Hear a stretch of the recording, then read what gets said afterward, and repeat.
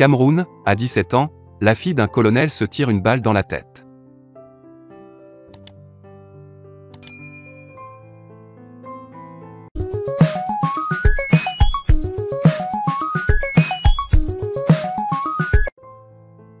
Au Cameroun, une fille de 17 ans s'est tiré une balle dans la tête pour avoir été sermonnée par sa génitrice. C'est encore une caprice de l'adolescence qui a ôté la vie à une jeune fille de 17 ans. Outrée par les sermons de sa mère, Christine Ngojok a mis fin à sa vie en se tirant une balle dans la tête. Les faits se sont déroulés au domicile familial, 6 à PK12, une banlieue de la ville de Douala. Après le drame, la jeune fille aurait été transférée d'urgence à l'hôpital de la garnison militaire de Bonanjo. Malheureusement, Christine a été déclarée morte une fois dans l'enceinte de la formation sanitaire. Selon des sources bien introduites dans cette affaire, la police y a fait une descente pour les besoins de l'enquête. À noter que tout serait parti d'une remontrance de sa mère, qui l'a surprise à la maison en train de cuisiner pour son petit ami.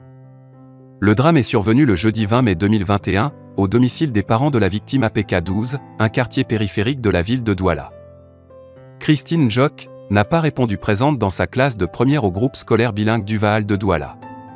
La jeune élève de 16 ans n'y retournera plus jamais parce qu'elle n'est plus de ce monde. À en croire des sources crédibles, la fille du colonel de l'armée de terre, Serge-Olivier Ngojok, a perdu la vie en se tirant une balle dans la tête au domicile de ses parents le jeudi 20 mai, jour férié en raison de la célébration de la fête de l'unité.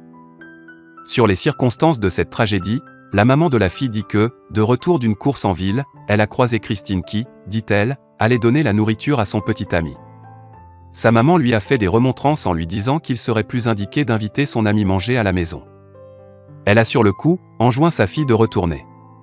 Arrivée à la maison, la maman a découvert dans le téléphone de Christine des messages que cette dernière a échangés avec son petit ami.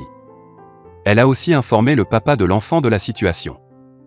La fille n'aurait pas apprécié, elle est allée chercher l'arme dans la chambre de son père pour se donner la mort, a expliqué une source familiale interrogée par nos confrères. Toute la ville de Douala au Cameroun est encore sous le choc de cette terrible nouvelle. Le colonel Ngojok Serge est inconsolable.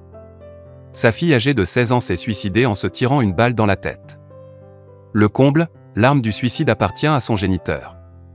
Comment en est-on arrivé là? Selon les témoignages des témoins du drame, tout allait bien chez les Ngojok jusqu'à ce que la mère surprenne sa fille à la maison en train de faire la cuisine pour son petit ami. La mère ne le supporte pas et réprimande vertement sa fille. Cette dernière, fâchée d'avoir été désavouée, court se réfugier dans la chambre de ses parents et s'enferme à double tour. On entend quelques instants plus tard, une détonation dans la chambre. On accourt aussitôt en forçant la porte. Le spectacle qui s'offre à la maisonnée est insoutenable. La jeune fille s'est suicidée avec l'arme de son père colonel. Vraiment dommage que l'adolescente mette fin à sa vie pour si peu. Cette histoire interpelle à plus d'un titre, au-delà même de son caractère tragique, elle pose le problème de l'éducation de nos enfants dans cette société dite moderne. De quoi s'agit-il? La fille de 16 ans du colonel Ngojok Serge, colonel de l'armée camerounaise, se serait donné la mort avec l'arme à feu de son propre père à PK12, à Douala.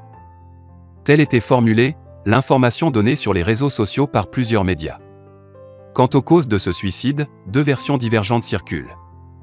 En effet, d'après la première version, tout part d'une surprise que la gamine aurait organisée pour son petit ami. Croyant sa maman absente, elle ira à la cuisine préparer un ragoût pour celui qu'elle appelle amoureusement « mon chéri ». Malheureusement, notre cordon bleu va se faire surprendre par sa mère qui lui demande des explications. Pourquoi et à qui prépare-t-elle ce repas?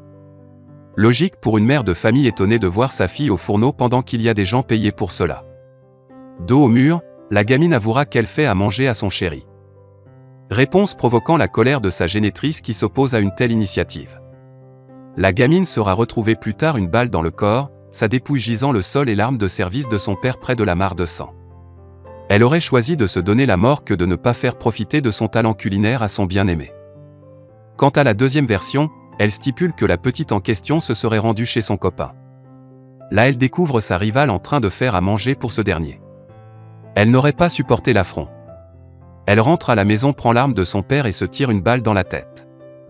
Dans les deux cas, une enquête est ouverte pour déterminer la vérité. Cependant, à la lumière de ces explications, l'on se demande s'il faut pleurer ou déchanter.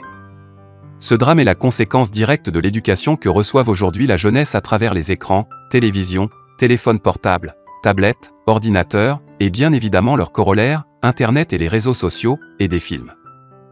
À dire vrai, il faut réinventer en profondeur l'éducation de nos enfants. La scène horrible vient de se produire au quartier périphérique de Douala dans le littoral du Cameroun. Selon des informations reçues, la jeune fille âgée de 16 ans s'est tirée elle-même une balle dans la tête, c'est ce que déclare sur place sa maman qui a fait la découverte macabre après le coup de feu entendu. Certaines personnes vont très loin, en évoquant le mysticisme dans cette affaire.